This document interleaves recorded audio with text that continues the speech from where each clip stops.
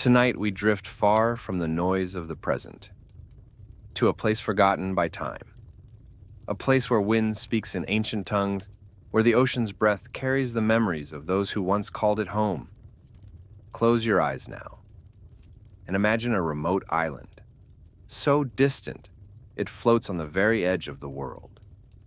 There are no cities here, no clocks, only cliffs veiled in fog and silence that tells stories. This is the island of Attu, and its story, long buried in cold waves and wind, is waiting to be heard. Find it in your mind's eye, not as a name on a page, but as a physical place. See the great globe of the earth, turning slowly in the quiet dark of space. See the vast blue expanse of the Pacific Ocean, and look to its northernmost reaches, where the water grows cold and gray. There, you'll find a long, curving chain of islands, an archipelago that arcs gracefully from the Alaska Peninsula toward the coast of Asia.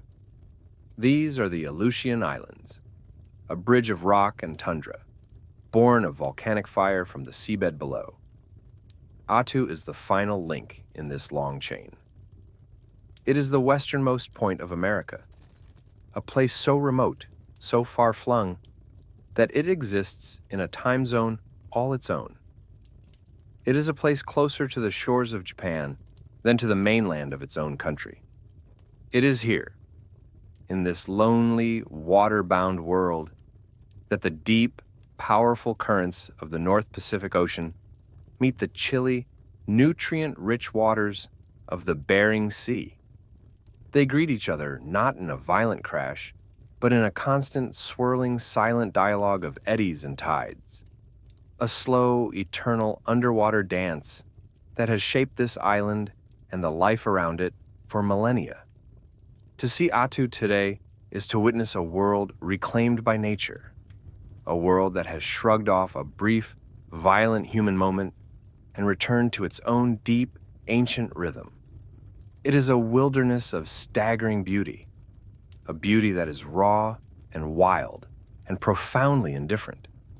Imagine great green cliffs, impossibly steep, rising sheer from the churning gray sea.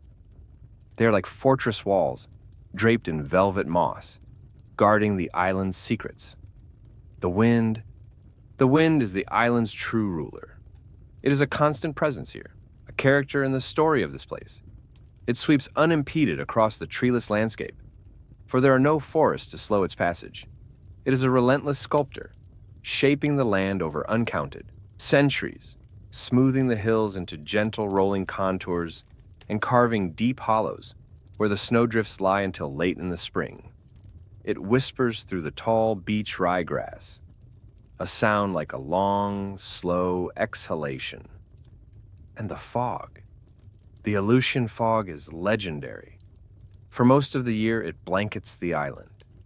It is not a gentle, fleeting mist, but a heavy, living presence. It pours over the ridges and fills the valleys. It clings to the mountainsides, muffles all sound, and turns the world into a place of soft edges and shifting, ghostly shadows. In this fog, the island feels like a dream, a place that is not quite real, a land of secrets, half told and half hidden.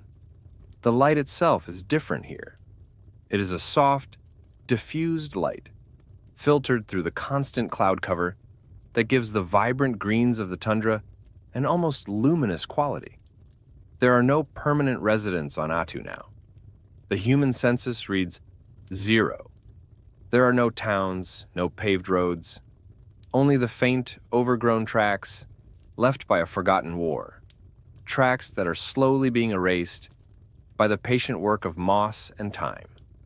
The only sounds are the natural sounds, the piercing cries of the seabirds, the lonely echoing bark of a sea lion on a distant rock, and the ceaseless, sibilant whisper of the wind. The silence is deep. It is punctuated only by the patient, quiet chemistry of rust as it slowly consumes the last metal relics of a human presence, turning steel back into earth. But this profound emptiness, This deep, resonant silence that hangs over the island is not an original state. It is an absence, a void. This island was once a home, a vibrant, living world filled with voices and stories and laughter and prayer. And its silence today is the echo of that lost world, an echo that tells a story of a people, a war, and a loss so complete, so total, that it is difficult for the waking mind to hold. So, let your mind drift now. Let it slip its moorings from the present. Let us travel back in time, back beyond the noise and hurry of our age. Let us journey back before the world knew the roar of engines or the ominous shadow of bombers. Back through the centuries, back through the millennia, to a time when this island was not empty, but full. To a time when it was known not as a battlefield, but as a home. For more than 3,000 years, for 100 generations and more, a lineage of souls stretching back into the deep past. This very island was the cherished, sacred home of the Attuan people. They were a branch of the great Unangax nation, a name that in their tongue means simply the coastal people. And they were precisely that. Their lives were not just lived near the sea. They were woven into its very fabric, like a thread in a great tapestry. Their calendar was the turning of the tides, the phases of the moon that pulled the waters back and forth. Their sustenance was drawn from the cold, dark, generous depths. Their spirits were attuned to the moods of the water, the direction of the wind, and the sacred seasonal migration of the great sea mammals. Imagine, if you will, their world. A world without straight lines, without the sharp angles of modern construction. A world without the tyranny of the clock, the relentless ticking that drives our own lives. Here, time was measured in the slow, patient, circular cycles of the seasons, the deep, dark stillness of winter, the explosive green rebirth of spring, the brief, intense flurry of summer, the slow, golden fading into autumn. Their homes, which they called barabaras, were a testament to their deep understanding of the land. They were not houses placed upon the earth, but dwellings that were part of the earth itself. They were ingenious structures, semi-subterranean, dug deep into the soft, peaty soil of the tundra. The framework was built from precious driftwood that washed ashore, carried by the great ocean currents from distant forested lands. Each piece of wood was a gift from the sea, treated with reverence. The roof, a gentle dome, was covered in thick layers of sod and living grass, so that from the outside, the homes looked like natural, gentle mounds on the landscape, almost invisible. They were shelters born of the earth, insulated by the earth. Inside, they were warm, dark, and safe. They were a refuge from the ferocious Aleutian gales that could rage for days on end, a wind that could tear a modern tent to shreds. The single entrance, often a low tunnel, faced away from the prevailing wind and helped to trap the precious warmth inside. This was their sanctuary, a place of community, of family, of shared stories told in the dim, flickering light of a seal oil lamp. The air inside would have smelled of the earth, of dried grass, of smoked fish, and the people themselves. It was the smell of home. The ocean was their larder, their great boundless provider. The men of Attu were mariners of breathtaking skill, a skill born of necessity and passed down through generations. They would venture out onto the cold, unpredictable sea in sleek, skin-covered kayaks they called baidarkas. These were not simple, crude boats. They were masterpieces of design and engineering, perfectly and beautifully adapted to their environment. The light, strong frame of driftwood or whalebone was lashed together with animal sinew. Over this flexible skeleton, they would stretch the skins of sea lions, sewn together with waterproof stitches made from sinew, creating a vessel that was both durable and pliable, able to ride the great ocean swells rather than fighting them. In these swift, silent kayaks, the hunter became one with the water. He sat low, almost at sea level, the kayak an extension of his own body. He paddled with a double-bladed oar, moving with a grace and speed that made him a true creature of the sea. From these fragile-looking crafts, they would hunt the sea otter, the seal, and the sea lion, using harpoons tipped with meticulously carved points of bone and ivory. A successful hunt was not a sport. It was a matter of life and death for the community. And every part of the hunted animal was used with reverence and gratitude. The meat for food, the skin for boats and clothing, the blubber for fuel, the bones for tools, the sinews for thread. Nothing was wasted. It was a sacred contract between the hunter and the hunted. And the women of Attu were the keepers of the culture. They were the anchors of the community, the weavers of stories, both spoken and tangible. Their most remarkable art, an art that was famous throughout the Aleutian chain, was the weaving of baskets. But to call them mere baskets is to diminish their sacredness, their profound meaning. They were creations of astonishing beauty and intricacy. The process began with the gathering of a specific type of beach ryegrass that grew in sheltered coves, protected from the harshest winds. The women would harvest only the finest, thinnest, most perfect blades. These blades would be carefully cured and dried over time, a slow, patient process.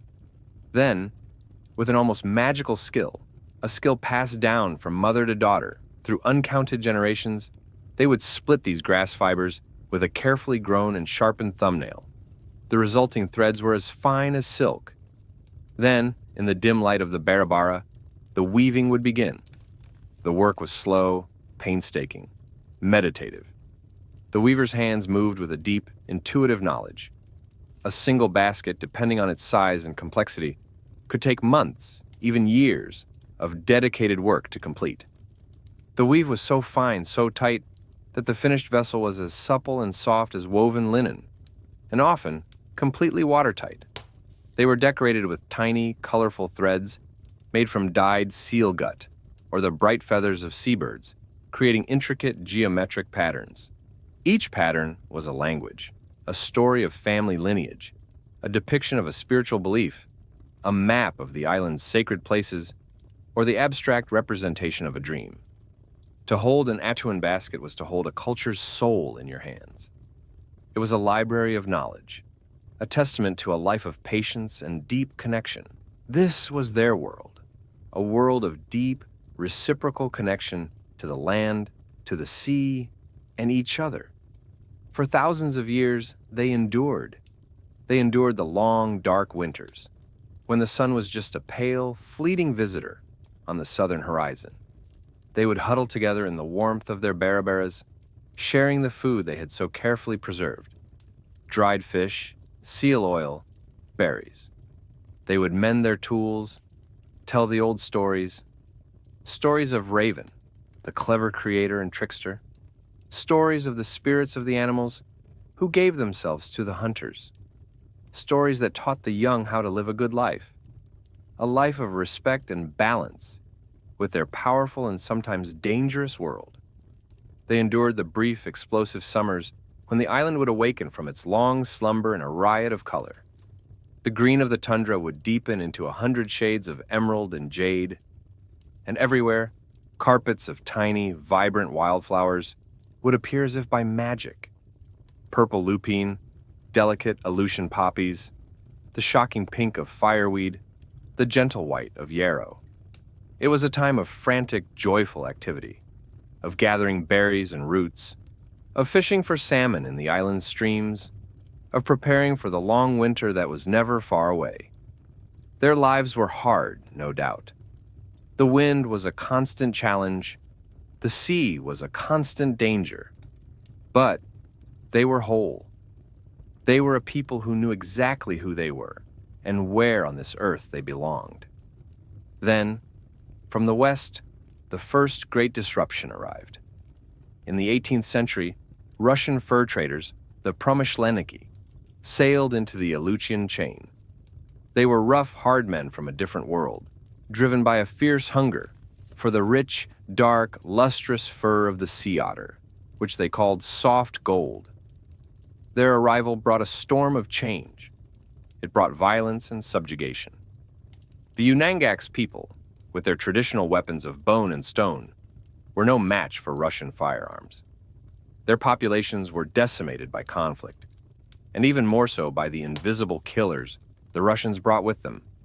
Smallpox, measles, influenza, diseases against which their bodies had no defense. But the Russians also brought something else. Following the traders came the Russian Orthodox missionaries. They brought a new faith, a new God, a new set of stories. And over the generations, in a testament to their incredible resilience and spiritual adaptability, the Unangax people adopted this new faith and made it their own. They did not simply replace their ancient beliefs with the new ones, they blended them, weaving them together into a unique spiritual tapestry. They found a profound comfort in the rich, sensory rituals of the Orthodox Church. The haunting, resonant chants that echoed the sound of the wind, the sweet, heavy smell of incense, the serene, compassionate faces of the painted icons. The onion-domed cross, a shape so foreign to this landscape, became a familiar sight, standing stark and simple against the gray Aleutian sky. The Orthodox calendar, with its saints' days and festivals, merged with their seasonal calendar of hunting and gathering. They built small, simple wooden churches, and the stories of the Bible mingled with the ancient stories of Raven. The church became a cornerstone of their community, a place of solace and gathering, a symbol of their ability to endure, to adapt, and to create something new and beautiful from the wreckage of the old. Centuries passed. The fur trade faded into history. The sea otters, hunted to near extinction, were finally protected. In 1867, in a grand political transaction that took place in comfortable rooms thousands of miles away, the Russian Tsar sold his vast, untamed Alaskan territories to the United States. And with the stroke of a pen, the people of Attu, who had been subjects of the Russian Empire, were now citizens of America. This new designation, like the one before it, changed little in their daily lives. The federal government in Washington, D.C., was a distant, abstract concept, a rumor from another world.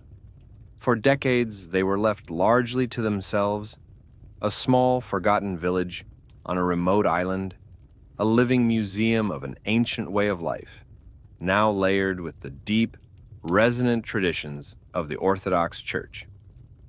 Let us settle now in your mind, in the final years of this long peace. The year is 1941. The world is teetering on the brink of a global war, a firestorm that is consuming Europe and Asia.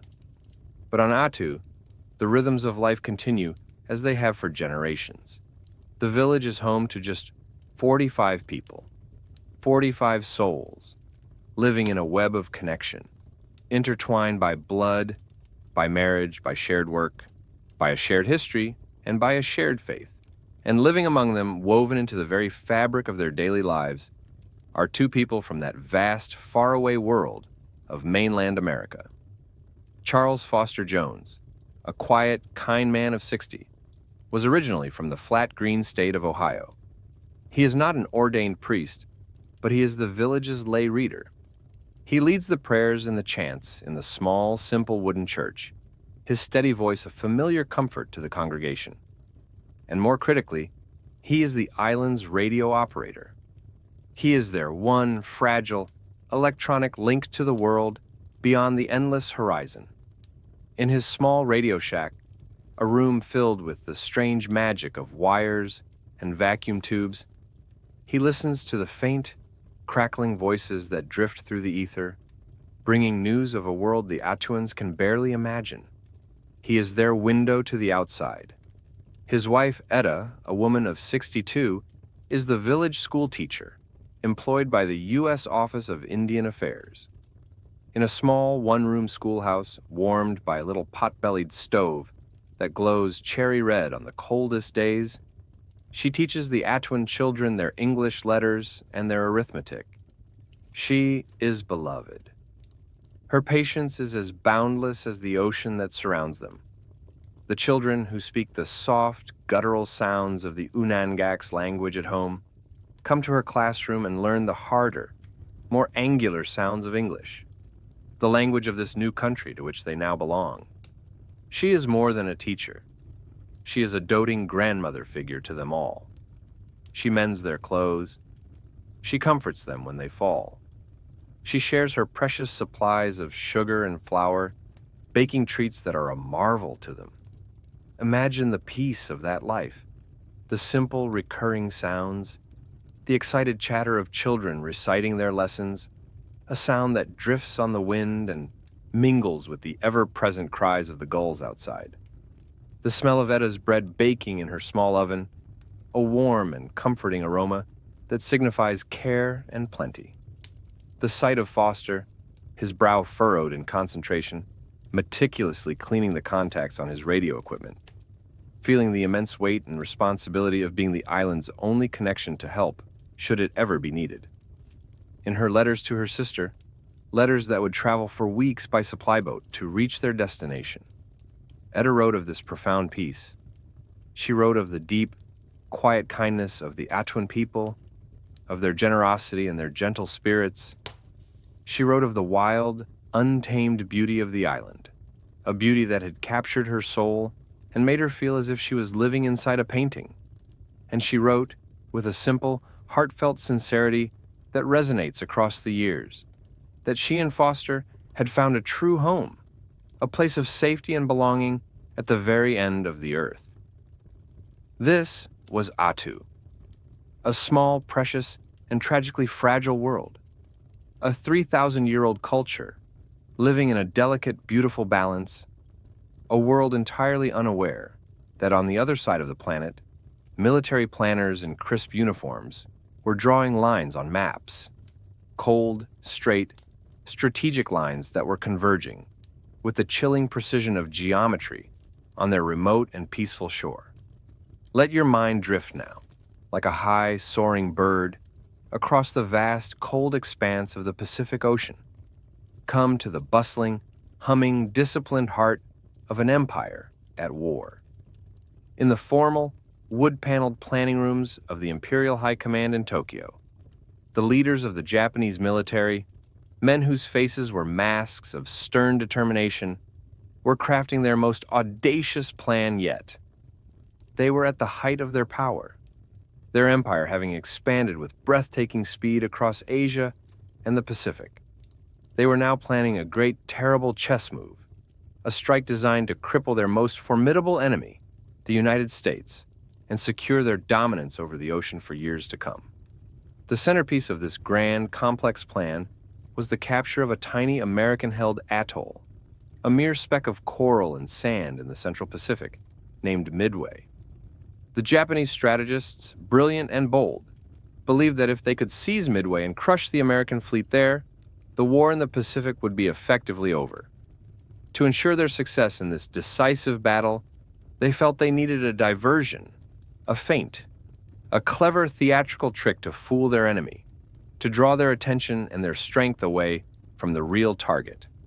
Their eyes on their vast maps of the ocean turned north.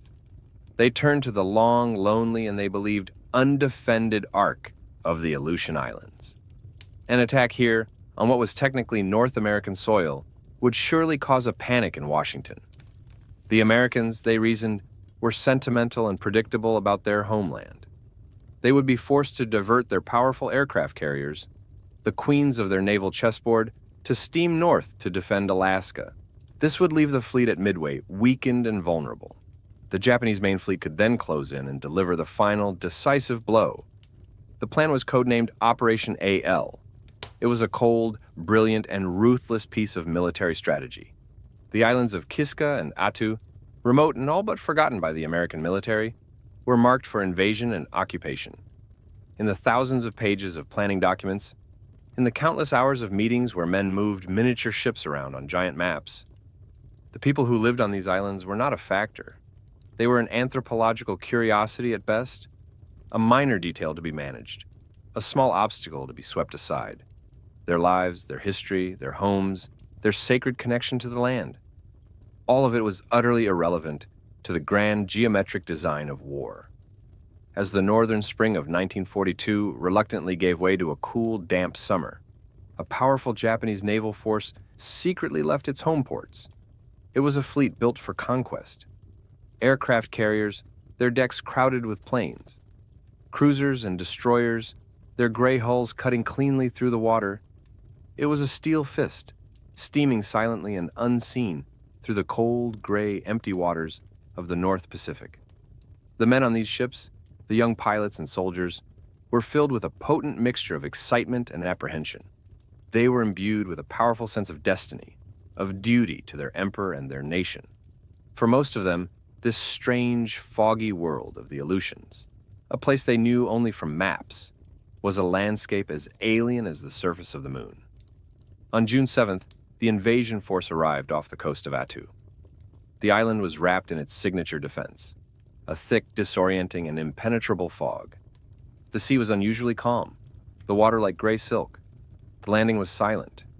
The Japanese soldiers, over 1,000 of them, climbed down rope ladders into their landing craft, their movements practiced and efficient. The small boats motored quietly towards the shore, their engines muffled by the heavy, wet air. They were unopposed. They were unseen. In the small village of Attu, the day was beginning as any other day had for 1,000 years. The first wisps of smoke were beginning to rise from the chimneys of the simple wooden houses, carrying the comforting smell of burning driftwood. A dog barked, its sound sharp in the quiet air. The people were stirring, preparing for the day's tasks. But then, a subtle change in the atmosphere.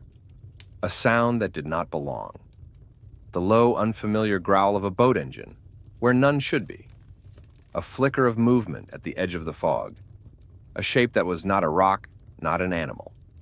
A human shape, but one clad in an unfamiliar uniform, carrying a rifle with a long, cruel bayonet. Then another, and another. An apparition. A nightmare emerging from the mist. Panic, quiet and cold, rippled through the village. It was not a panic of screaming and running, but a deep, primal fear that froze the blood.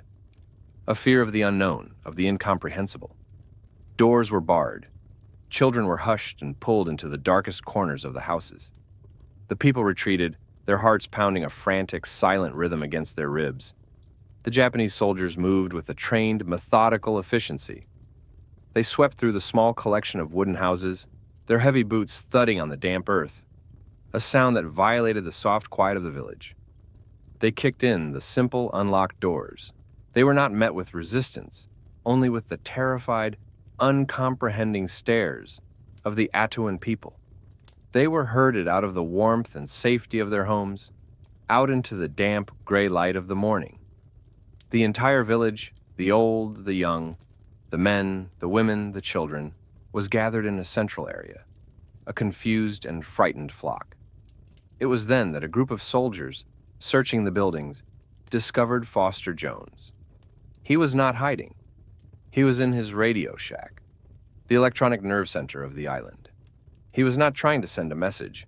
It was far too late for that. He was frantically trying to smash his precious equipment, to destroy the delicate vacuum tubes and the intricate wiring. It was a final, desperate act of patriotic defiance, an attempt to keep his vital communications gear out of the hands of the enemy. He was dragged out of his small house, his arms pinned painfully behind his back. He was thrown before the Japanese commanding officer. His wife, Etta, seeing the commotion, ran from her own house, her face a mask of fear and confusion. She was grabbed by other soldiers, pulled alongside her husband. The villagers watched, their faces a gallery of terror and disbelief. This was a scene from a nightmare, a brutal violation of the natural order of their world. The Japanese officer, a man whose face was a cold, impassive mask, barked a question through a translator. Who was this man? What was he doing? Foster Jones, a man of 60, a man of peace, a man who had never known violence, surrounded by an invading army, his life held by a fragile thread, found a strength he did not know he possessed. He stood as tall as he could. He looked the officer directly in the eye. His voice, clear and steady, cut through the damp, foggy air. "I am an American." The response was immediate. It was not an act of passion or anger. It was a cold, calculated act of terror.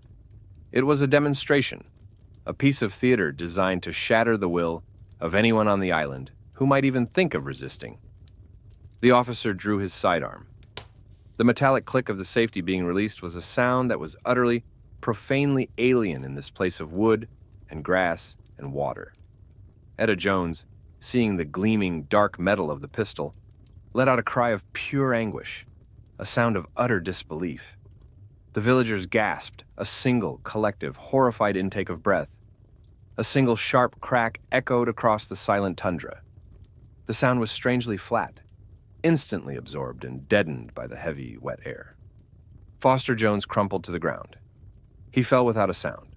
His life and the life of the village as it had ever been ended in that one terrible instant. He lay still on the damp green grass, a splash of impossible color against the earth. The message had been delivered with brutal, undeniable efficiency. These people had no rights. Their lives were meaningless.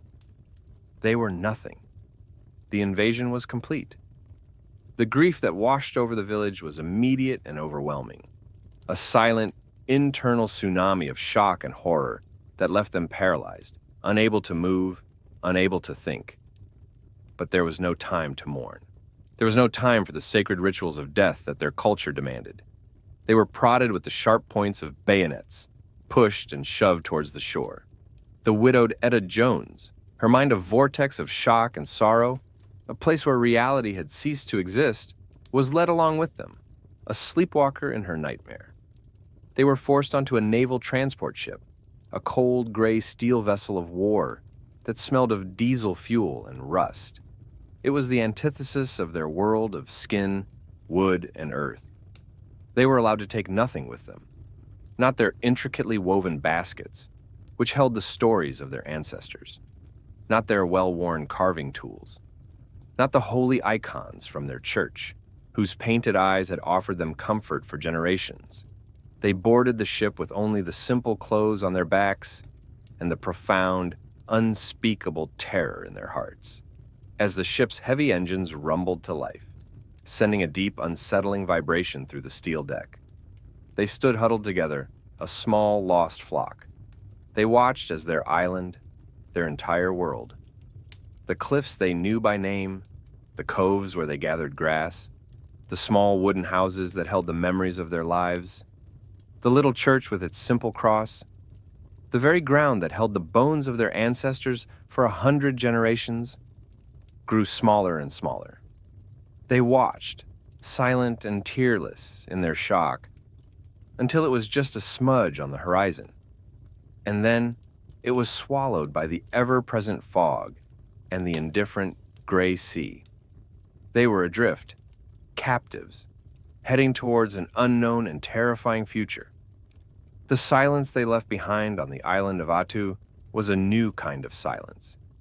It was not the peaceful, natural silence of an empty landscape. It was the heavy, profound, echoing silence of a stolen world. Let your mind now drift with that ship as it steams westward across the cold, empty canvas of the North Pacific. Imagine the feeling of that journey. It is a passage not just across water, but from one reality to another. Imagine the constant deep thrum of the engines, a vibration that works its way into your very bones, a ceaseless reminder of your captivity, your powerlessness.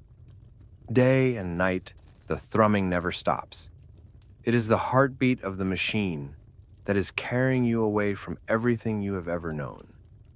Imagine the smell of the ship, a smell completely alien to the Attuans. It is a mixture of cold salt air, the sharp tang of rust, and the unfamiliar acrid scent of engine oil and diesel fumes. It is the smell of a world made of metal, not of earth. For the Attuans, huddled in the dark, damp, and crowded hold of the ship, it was a passage into a living nightmare. They were treated not as people, but as cargo. They were given little food, and what they were given was strange and tasteless. The rhythmic, relentless roll of the ship on the great ocean swells was a constant source of sickness and misery. They were separated from the sky, from the sea, from the wind, the elements that had defined their entire existence. They were trapped in a floating metal box, a prison cell on the water, surrounded by the guttural, commanding sounds of a language they could not understand, spoken by men with hard, pitiless eyes who saw them not as human beings, but as objects. Etta Jones was kept separate from her people. She was a prisoner alone, confined to a small, stark cabin. Her world shrunk to 4 gray, sweating steel walls. She was a widow, her grief a raw, open, and unhealing wound. The image of her husband falling to the ground, his life extinguished in an instant, was burned into her mind. A scene that played over and over again, a loop of unending horror. Her only companions were her profound sorrow and a desperate, cycling, unanswered question. What would become of her beloved Attuan people? Where were they taking them? What fate awaited them? Their destination was Otaru, a bleak, industrial port city on the northern Japanese island of Hokkaido. As the ship navigated the final miles and docked, the Attuans were brought up from the dark hold and onto the deck, blinking in the unfamiliar, harsh light. The sight that greeted them was a profound, violent shock to their senses, an assault on their very being. Instead of the clean, sweeping, natural lines of their island home, they saw a chaotic, jagged landscape of docks, warehouses, cranes, and tall, black smokestacks that belched thick, greasy smoke into a sky that was already gray with haze. The air, instead of smelling of clean salt and damp earth, was thick with the suffocating smell of coal smoke and strange chemical industries. The noise was a constant, grinding, overwhelming assault. The metallic clatter of machinery, the shrill whistles of trains, the shouts of men, the roar of trucks. For the Attuans, who knew only the natural, gentle sounds of their quiet world, it was a vision of a man-made hell. Upon their arrival, they were not greeted with compassion or even curiosity. They were a problem.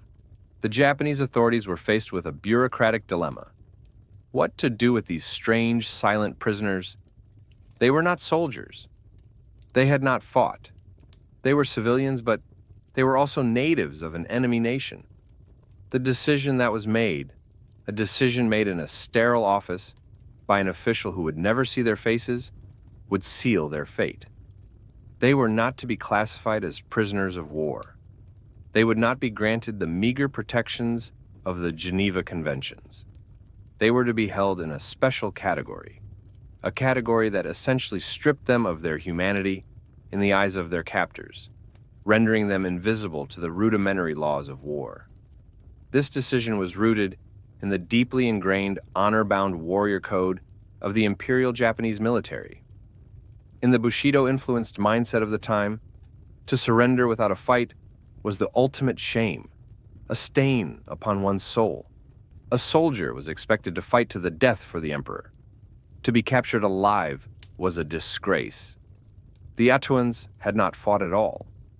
They had offered no resistance. In the eyes of their captors, this was not a sign of a peaceful nature, but of a profound spiritual and racial inferiority. They were seen as a primitive, soulless people, closer to animals than to true humans. And their treatment for the next 3 agonizing years would reflect this chilling, dehumanizing belief. They were interned in a squalid, makeshift camp on the industrial outskirts of Otaru. The barracks were flimsy, hastily constructed wooden shacks. The walls were thin, made of rough sawn planks with gaps between them, offering little protection from the elements. The wind whistled through the cracks, a constant mournful sound. In winter, the heavy snows of Hokkaido would pile up against the walls, and the cold was a physical presence, a malevolent entity that seeped into their bones and never, ever left. They slept on rough wooden platforms, with only one thin, ragged blanket each, to ward off the freezing temperatures. They were put to work as slave laborers. From dawn until dusk, they were forced to toil in a nearby clay quarry. They would dig the heavy, wet, sticky clay with primitive tools, and their hands, accustomed to the delicate work of weaving and carving, soon became raw, blistered, and infected. They would load the clay into heavy carts, and then, with their bodies straining, haul the carts along rutted tracks. It was relentless, mindless, exhausting labor. Their backs ached with a deep, constant pain. Their strength, already depleted by shock and grief, was slowly, inexorably drained away day by day. But the greatest enemy, the most constant and intimate tormentor, was hunger. The food they were given was a starvation diet, a carefully calculated measure designed to keep them just alive, enough to work, but no more. Their daily ration consisted of a thin, watery soup, often little more than brownish water, with a few stray vegetable leaves or a piece of seaweed floating in it. They were given a small bowl of low-quality rice or barley, often mixed with sawdust, to make it seem more substantial. It was never enough. The gnawing, cramping, acidic emptiness in their stomachs became the central, overwhelming fact of their existence. The effects of this slow starvation were swift and devastating. The first to perish were the most vulnerable. The infants, deprived of the nutrition they needed to grow, their mother's milk having long since dried up, succumbed to sickness and faded away. Then the elders, their bodies already weakened by the passage of time, began to die. Their leader, the village chief, Mike Hodakov, a man who had tried so hard to be a pillar of strength for his people, died in captivity. His wife soon followed him. Disease, the faithful, shadowy companion of malnutrition and squalor, became a constant, terrifying presence in the camp. The cramped, unsanitary conditions of the barracks were a perfect breeding ground for tuberculosis. The White Plague, which swept through the camp like a silent, invisible fire, consuming its victims from the inside out. Pneumonia, dysentery, and a host of other illnesses caused by weakened immune systems ran rampant. There was no medicine. There was no medical care. The sick were simply left to waste away in their bunks, their quiet suffering a constant, terrible presence in the camp. Imagine, if you can, the slow, dragging, monotonous passage of time in that place. The endless, repeating cycle of the days, each one a mirror of the last. Waking in the freezing darkness, the meager, tasteless meal that did nothing to quell the hunger. The long, exhausting hours of soul-crushing labor in the quarry. The slow, stumbling march back to the barracks in the evening twilight. Another meager meal. And then, the long, dark, freezing nights, huddled together under thin, ragged blankets, trying to share what little body heat remained.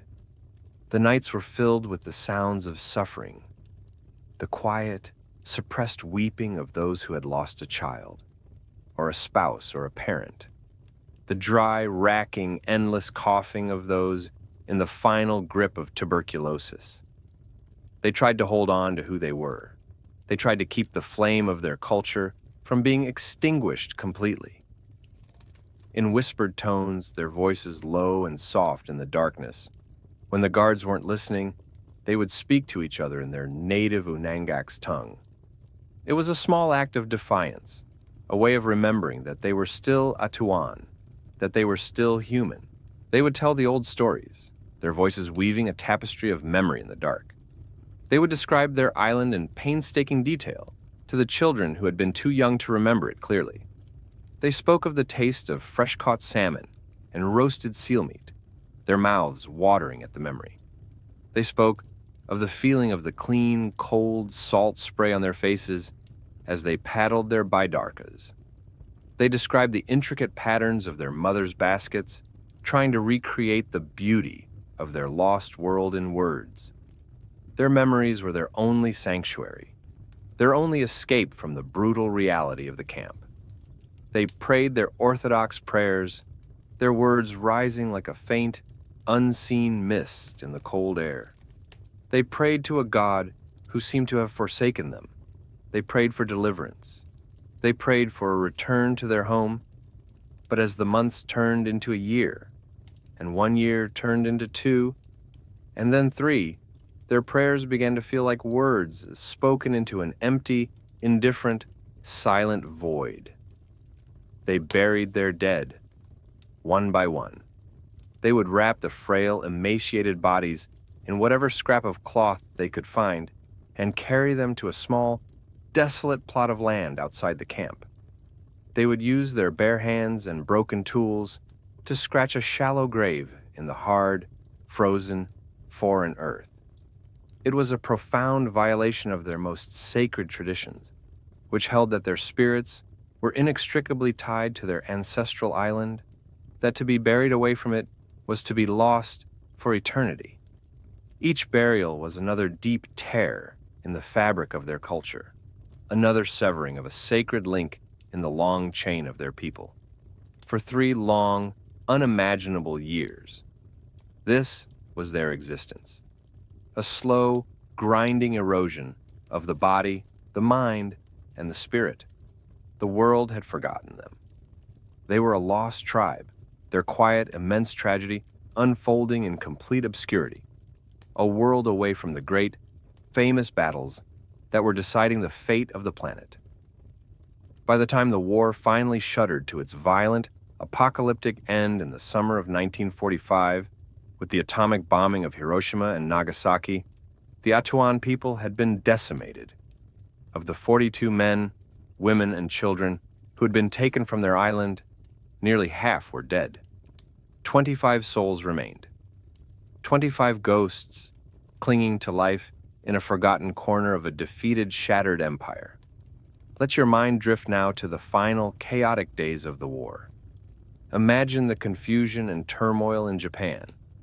The emperor, in a voice never before heard by his people, has announced the surrender. The war is over. American forces, the former enemy, are sweeping across the country, beginning the long, complex, and uncertain process of occupation. Their duties are many, but one of the most urgent is to find and liberate the thousands of Allied prisoners of war who have been held in camps scattered throughout the Japanese islands. In a remote industrial area of Hokkaido, the American liberators, young GIs themselves, find something they do not expect. In a squalid camp, amidst the gaunt, skeletal figures of Australian, British, and American soldiers, they find a small, bewildered group of people who look different. Their features, their quiet demeanor, speak of a different land, a different ancestry. They are the surviving Attuans. Their story, when it is finally and haltingly pieced together by translators, is almost unbelievable to their rescuers. The 25 survivors are in a pitiful state. They are emaciated, their bodies ravaged by years of systematic starvation. They are sick, many of them carrying the latent, dormant seeds of tuberculosis that will plague them for the rest of their lives. And they are psychologically scarred, their eyes holding a deep, haunted, distant look. The look of people who have seen too much, suffered too much, lost too much. They are treated with a kindness that is, to them, utterly shocking. Their liberators, these young American soldiers, share their rations with them. They are given medicine. They are wrapped in warm army blankets. Slowly, tentatively, they are nursed back to a semblance of health. The process is painstaking. Their bodies, accustomed to starvation for so long, struggle to accept nourishment. Their minds, locked in a state of survival for 3 years, struggle to process the fact that their long ordeal is finally, truly over, that they are safe. As their physical strength begins to return, as the color comes back to their cheeks, a single powerful thought, a dream that had sustained them like a secret ember through the darkest of times, begins to reawaken and burn brighter. The dream of home, the dream of Attu. They dreamed of it with an intensity that bordered on a physical ache. They spoke of it constantly among themselves. They dreamed of the familiar shapes of the cliffs against a gray sky. They dreamed of the clean, cold smell of the salt air. a smell they had almost forgotten. They dreamed of the soft, springy feel of the tundra beneath their feet. They believed, with every fiber of their being, that if they could just go back, if they could just set foot on their land again, they could begin the slow, arduous, but necessary process of healing. They believed they could rebuild their homes, using driftwood and sod, just as their ancestors had. They believed they could reconsecrate the sacred ground where their church once stood. They believed they could properly honor the spirits of their dead, the ones who had been lost in that terrible foreign land, and by doing so, bring their souls to rest. They believed they could raise a new generation on the island of their ancestors, and in doing so, bring their culture back from the brink of extinction. This dream was the fragile, precious flame that burned in the core of their being. After months of recuperation and bureaucratic processing, the day they had dreamed of and prayed for finally came. The 25 survivors boarded an American ship. It was a vessel not of war, but of deliverance. It was bound for the Aleutians. Hope, a feeling that had been a stranger for so long, began to flicker anew in their hearts, as fragile and as beautiful as a wildflower emerging from the snow. The ship sailed east, back across the vast, empty expanse of the Pacific, retracing the path of their exile. As they neared the Aleutian chain, the air grew colder, cleaner, more familiar. The survivors stood on the deck, wrapped in their borrowed American Army blankets, their eyes scanning the horizon for the first glimpse of their island home. But the island they were returning to was not the island they had left behind.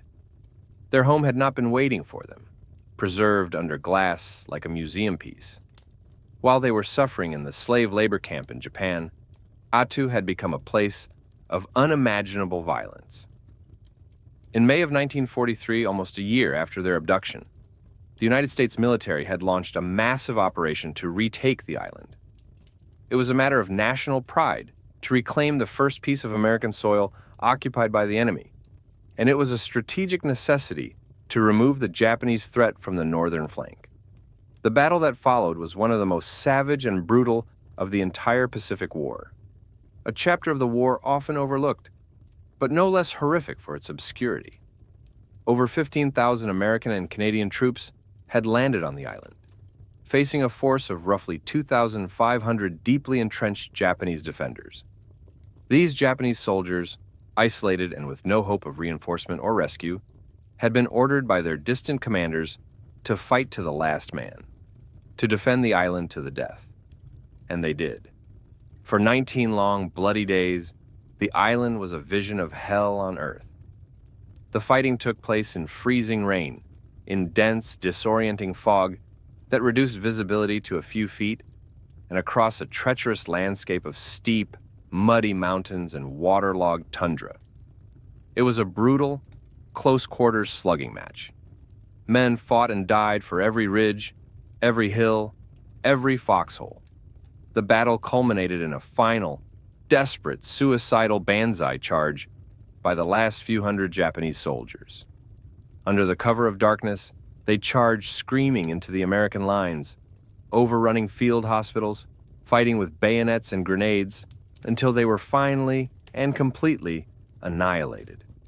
The battle for Attu left nearly 550 Americans dead and over 2,000 Japanese dead. The island itself, the silent, ancient witness to this human madness, was wounded, its soil soaked in the blood of two nations. And in the course of this ferocious, island-spanning battle, the tiny, peaceful village of Attu, their home, had been completely and utterly erased. It was not a casualty of a single stray bomb. It had been used as a barracks by the Japanese soldiers, and as such, it became a legitimate military target. It was caught in the crossfire of naval bombardments from the great ships offshore, of artillery strikes from the hills, and of infantry assaults. The small wooden houses, the schoolhouse where Etta Jones had taught the children their letters, the little Orthodox church with its simple cross. All of it was blasted into splinters, rubble, and ash. This was the home the survivors were returning to. From the deck of their ship, they saw it. As the island grew larger on the horizon, a terrible, expectant stillness fell over the small group.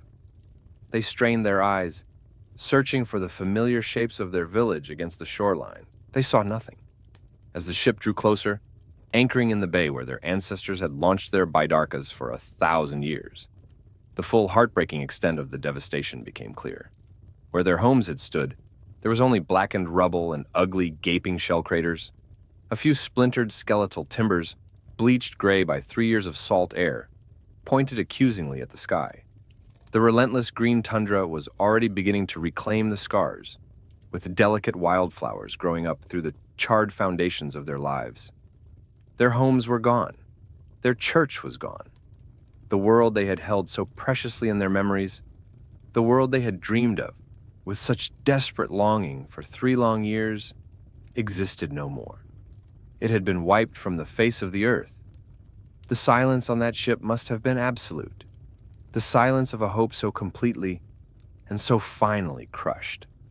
To have survived a death camp, to have endured the unendurable, only to find that your home has been vaporized by the very forces that had come to liberate it. It was a tragedy of almost perfect, geometric, soul-crushing cruelty. And then, when it seemed that they could bear no more, when their hearts were already broken into 1,000 pieces, the final crushing blow was delivered. It came not from an enemy soldier's rifle, nor an artillery shell. It came in the form of a quiet, dispassionate, logical decision, made in a comfortable, well-lit office thousands of miles away. The United States government, including the Department of the Interior, the very agency that was supposed to be the guardian of their welfare, made a calculation. They looked at the logistics, at the numbers on a page, and they determined that rebuilding the village of Attu was not economically feasible. The island was too remote. The cost of transporting materials and people would be too great. The island, now cleared of the enemy, was to be retained as a strategic military outpost for the new, unfolding Cold War with the Soviet Union. The survivors, the last of the Attuan people, were officially and formally informed that they were forbidden from returning.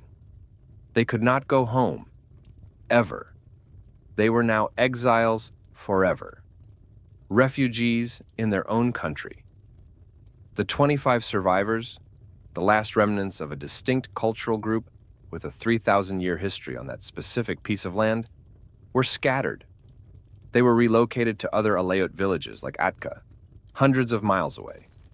They were absorbed into other communities, and their unique Attuan dialect, already fragile, now began to fade, replaced by the dialects of their new neighbors.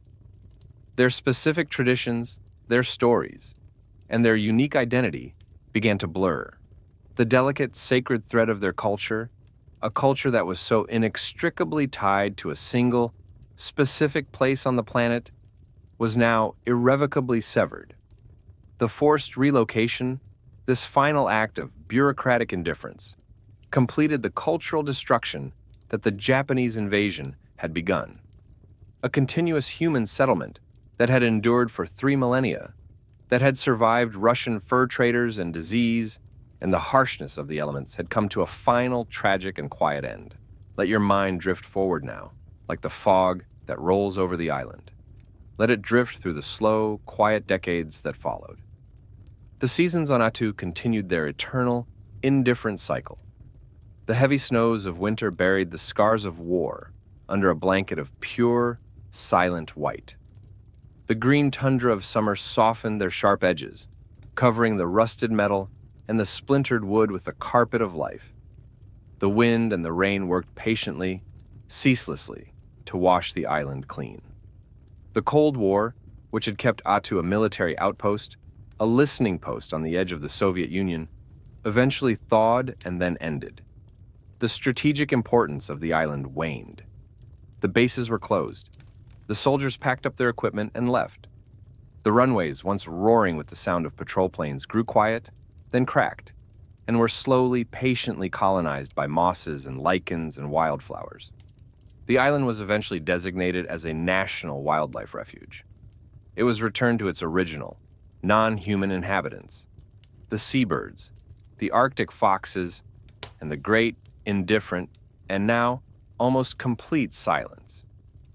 In the year 1987, a remarkable act of reconciliation took place on the island. A group of American and Japanese veterans, now old men, their hair white, their bodies stooped with age, men who had once been mortal enemies, who had tried to kill each other in the mud and the fog of this very island, worked together. They raised money. They commissioned a monument. It stands today on a place called Engineer Hill, the site of that final, desperate, suicidal Banzai charge. It is a striking, abstract sculpture, made of gleaming titanium, its two arms reaching for the sky, a symbol of peace and reconciliation. It is a monument to the soldiers of both nations. The inscription, carved in both English and Japanese, honors the memory of all who sacrificed their lives here and dedicates the monument to the cause of world peace. It is a noble and powerful sentiment. It speaks to the remarkable human capacity for healing, for forgiveness, for finding common ground, even after the most terrible of conflicts. It honors the young men on both sides who were sent to this remote corner of the world by their governments to fight and to die for causes they may have barely understood. But the monument, in its gleaming, silent, abstract presence, is also a symbol of a profound and painful omission. It is a story told incompletely. It honors the soldiers who came to Attu to die. It makes no mention of the people who had lived there for 3,000 years.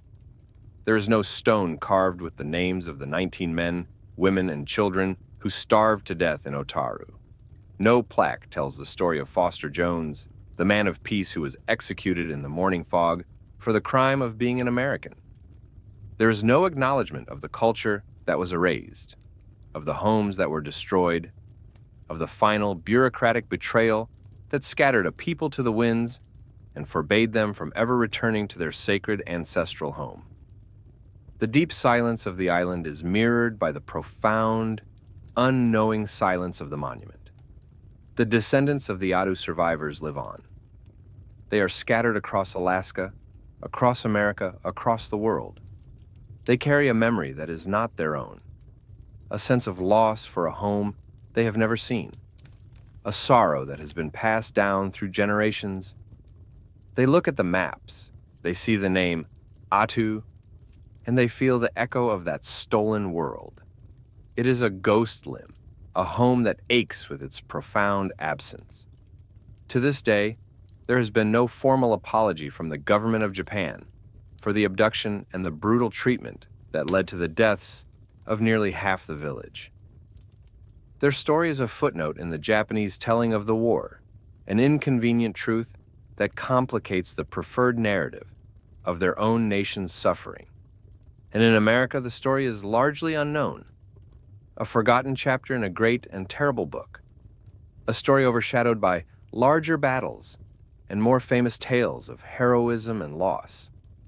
And so, the island of Attu waits. It waits in its profound, and its wild, and its beautiful silence. It is no longer a human place. It is a sanctuary for the birds, great teeming colonies of puffins, with their sad clown-like eyes, and murres and auklets nest on its sheer cliffs. Their calls a constant, chaotic, life-affirming chorus that fills the air. The Arctic foxes, their coats changing from a mottled brown in summer to a pure, brilliant white in winter, roam the tundra, shy and elusive. The great sea lions haul their massive bodies out onto the rocky shores, their barks carrying for miles on the wind. If you could walk there today, you would feel the immense, palpable weight of its emptiness. You would see the gentle, rectangular depressions in the earth, the last faint outlines of where the barabaras and the later wooden houses once stood, a ghostly footprint of a lost village. You would see the rusted, skeletal hulks of military vehicles, half swallowed by the earth, their metal returning slowly to the elements, and you would feel the wind, always the wind, a constant living presence, whispering through the tall, golden grasses. Whispering of what? Perhaps it whispers the stories the Unangaks once told. Perhaps it carries the echoes of their lost language, the soft, guttural sounds that were born of this very landscape. Perhaps it carries the memory of a school teacher's gentle kindness and a radio operator's quiet courage. Or perhaps it just whispers its own, eternal, indifferent song, the song of a world that existed long before we came, and will exist long after we are gone. Let the silence of the island become your own now. Let the deep, resonant peace of that empty, wild place fill your mind. Let the gentle, rhythmic sound of the waves on its distant, lonely shore be the sound that guides you into rest. The story is told, the echoes remain, and the island sleeps. Let yourself sleep with it.